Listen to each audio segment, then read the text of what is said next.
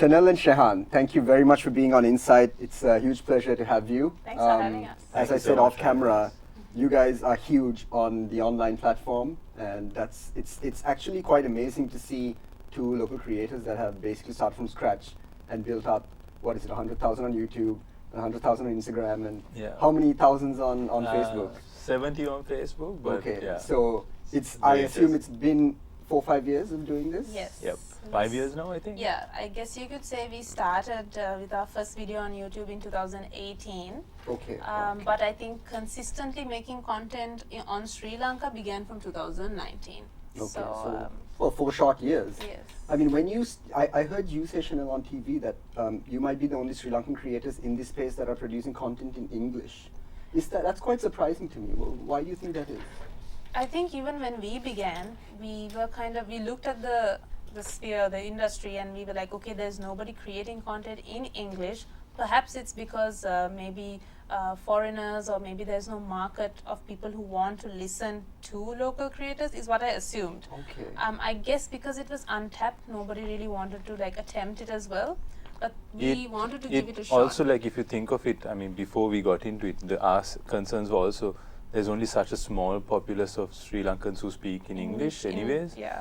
So in Sri Lanka. So most people look at it in that. So in terms of even getting sponsors and stuff like that, it's a lot tougher to do when you do it in English as opposed to Sinhalese. And it seemed very far-fetched to think that international brands would want to collaborate with us like they do with international creators.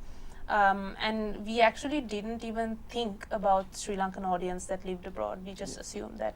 And I think we did say that we're the only ones doing it in English, but really we're the only ones who've been successful. There are lots of people trying. Of course. The issue is that as you start off from Sri Lanka, the algorithm, especially with YouTube, it will first show your content to Sri Lanka. Right. So in that instance, it's first showing you to people who prefer to consume content in Sinhalese. So there's a mismatch. So there's a mismatch, and the algorithm automatically thinks, oh, this is not good content, because the first audience. So that's been our challenge. That's why we had to continuously invest in going and doing series abroad, and just continuously publishing stuff. And I think in Sri Lanka. I think what really happened for us was that we just continued to pump high quality, consistent content. High quality meaning it was always our best level of content. We have improved leaps and bounds from when we started. Of course, yeah. So that's also an important thing to note, that if you're not amazing at what you do, creating videos today, just keep growing and constantly improve, of course. I just wanted to ask you guys both, because I mean, growing up in Sri Lanka, when you get your O-levels, most people's parents will tell you there are standard jobs that you have to get into, engineering, law, accounting, business, this kind of thing, SEMA. Okay. Yeah.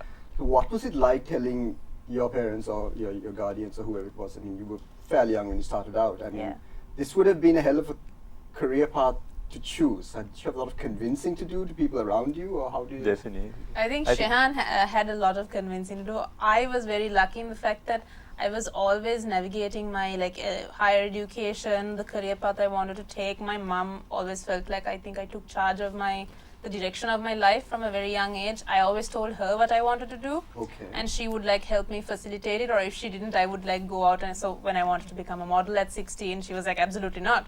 But I just went out and pursued it on my own, and so that proactivity has been a part of my life. So she's kind of been a supporter, because I think she's built confidence in my decisions.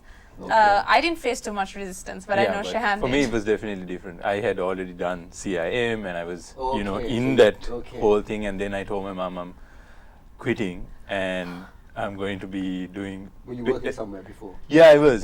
So I was working at Harper's. I was handling the... Right, okay. So I was in marketing. You were in employment and you're giving them a salary. How did that conversation go? I mean... Well, it kind of evolved in... It wasn't that I straight away left that to work with Shenelle. We both at around the same time decided, look, we can find jobs if we want to here, but we at this point in our lives want to explore the world and travel. So the first goal was to go overseas, get some exposure, try and build some skills online so that we could build this lifestyle we wanted of being independent to travel. Yeah, and just to make it a little clear, it's not something that we were one day at our jobs decided we don't want to do this anymore, which I was also running a small business. I had started up a cold pressed juice business. So I studied business, so I was at where you could say where I wanted to be from. Like 16-year-old me would have been very happy to know I started a business and was doing that. It happened because we knew we liked to travel even in Sri Lanka, but we always traveled in groups with our friends. Right. And we were like, let's travel somewhere alone because we like to do adventures, we like to travel budget, and we're like a little adventurous, I would say. So we said, let's do this, it'll be fun. So for a year, from 2016 to 17, we saved up about $700 each or something like that through our jobs. And we planned a 30-day backpacking trip, like literal backpacking. And we spent in 2017 1 month in Thailand, traveling all around Thailand. It was that really exposed us to, we met people who had been traveling for 6 months and so on. So we got exposed to like a different way of life that you wouldn't even you just spend time here, or even if you go for a weekend trip or a week trip. And then we came back and we marinated on that for about another year. And I think that, and the possibility that that's possible, and could that be possible for us, it's crazy to even consider it. All of that happened for a year, and it's that year that we were talking to each other, discussing, should we try other things. That's when we decided maybe it's time for us to take a step back from the work that we're doing. It was very calculated also. We knew, okay, we have a few more years till we're going to get married. We have the comfort of, we are still living with our parents at that point. We knew, okay, it doesn't matter if we quit our jobs at this point. Let's just give it all. We've saved up some money and let's try this. And worst case, we come back. At that point, he had like a lot of experience in marketing, and like he was very confident in his skills. I had my I was doing a degree. It would have been completed, and I also felt confident in what I could do as well. So we said, look, let's do this, and if it doesn't work, let's just go back to our jobs. Like, well, at what point did you feel like, did you see other channels out there? Where did you get the idea that, we could perhaps monetize this, we can make a career, this can be a living for us? Like, how did that kind of come So to you? There are a lot of international channels that were already doing it. We actually set off, this was like a byproduct really. While we were traveling, Shenelle was still sharing her stories and stuff, and there was a lot of interest, but we never thought of that as a business. We were traveling and we were doing other odd jobs on Fiverr and blog writing. Essentially, we were trying to become digital nomads. Right. So Shehaan was exploring a lot of other options trading, of trading, making money online, and I had a short stint where I was teaching English online. So we tried a lot of different things until I finally told Shehaan, look, this is what I want to do. And for a little while I began on my own because he thought it was far too risky because he had no knowledge on filming or videos or anything, though we love to travel. So I became kind of obsessed with this making content and videos, and so I started on my own, and I think he watched me for a little while to see if I was actually committed to it or whether it was a passing fad. Because there are lots of those. There are lots of those, I won't lie. Of course. But I think after a while he was like, okay, she seems really into it, and if this is going to work out for both of us, we need to both be in it together. But I also saw the opportunity only when we did it here. So initially we did a year or two abroad internationally. And there, I kept saying, no, we need to find some other way of funding ourselves to be able to travel. But when we came to Sri Lanka and we did our first series on This is Sri Lanka, where we traveled around the island, and that was, at a point, we were okay, we are done with our cash. We're going to have to go back to normal life. So I was like, before we do this, let's do one last big trip around the country. And it was also because we after traveling Thailand for 1 month and backpacking, we were like, this is such an amazing experience. I feel so close to this country. I know so much now. And honestly, to date, it's such a special country to us because of that experience.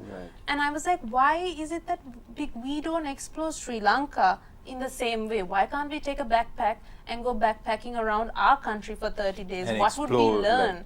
And there are foreigners who come to Sri Lanka and do that, and they go away with such a rich experience. And when you talk to them, they say, oh my God, your country is so amazing. And you're living in the city and you have no idea about anything that happens outside of it. So we were like, we can't, we can become world travelers and international travelers, but we can't do that. We can't backpack Thailand and Bali and all these other countries without doing our own backyard first. So that's where the idea to rent a vehicle and travel, we didn't backpack, rent a vehicle and travel around the the country came. I'm curious, when you started out, I assume that buying equipment, etc. would have been really expensive, and this 2018-19, Yeah. content creation in Sri Lanka was still kind of coming up a little bit. Definitely. How did, I mean, right now even, are there sort of financial instruments or are the banks quite helpful with content creators? Do No, you definitely see anything not. like It's that? No. So there content should be an creation is infrastructure for this kind of thing now, For right? sure. I think now definitely, because we can see how it helps the country in terms of communicating stories and narratives, the especially in value tough of times. that. Now the value of content creation is starting to be acknowledged by all industries, not just travel really, right? And like is if the you look, local hotel industry, have they understood this? They I mean, have. Are they able to sort of give you the platform as well as pay you guys to do it, or is there so still too that much? is a challenge. I think for us, if we speak for ourselves, definitely we've sort of fought that battle with them, and we insist on being paid for the value of the sort of The work that the we value do. that we provide. Yeah. Right. Because internationally, you get paid far more for this sort of work. Right. In Sri Lanka, there's still this whole sort of culture of, oh, we'll give you a free stay, come and do this sort of Yeah. thing, which we don't think is sustainable. Yeah. I mean, You it won't see works the in industry beginning. grow. Yeah, it will work in the beginning for young creators who are Yeah. just starting out in their career. But for anybody to grow in their field and become better, they need to be paid so that they can take that money, reinvest it back into gear, improve their skills, Yeah. and then offer a better service to the Do hotel. you or- think hotels in Sri Lanka, like the hotel industry, have understood that, I mean, you can spend money and create an advertisement, but Yeah. the real, like, organic way to grow yourself is Yeah. through content creators on Yeah. social media. Have they gotten that There message are now? they are. I mean, it's very evident in stats. Like now, we share all our stats publicly with regards to campaigns and the sort of reach you get. And today, especially at like when a hotel opens, right? Like let's say there are new hotels that are opening right now at this moment. If they were to analyze and see how much they spent on that opening video, probably in the millions, and then they just go and look at the reach they have without boosting, firstly. And then with boosting, they add that up. And I invite them to just go and look at the reach we have, just coming for 4 days and just documenting ourselves. Of course, it reaches different audiences, Of course, yeah. but you're far better getting like 10, 20 different content creators who Creators, yeah. speak on these topics to come and do this for you. For that spend, it's a far more effective sort of way of going about it. It will boost the whole industry as a whole. And- Because But we also are like trying to communicate to a lot of people is saying, look, yes, maybe you have the funds to spend it, but you should really think about the effectivity of it. It's wastage if it's not being utilized well, right? So just because you have Funds. 5 million to spend on your launch campaign video, it doesn't mean that you do it the traditional way. If you can reach 10, maybe 100 times more, then you should definitely explore that. Because if you're not, you're really wasting that opportunity just for a prestige piece.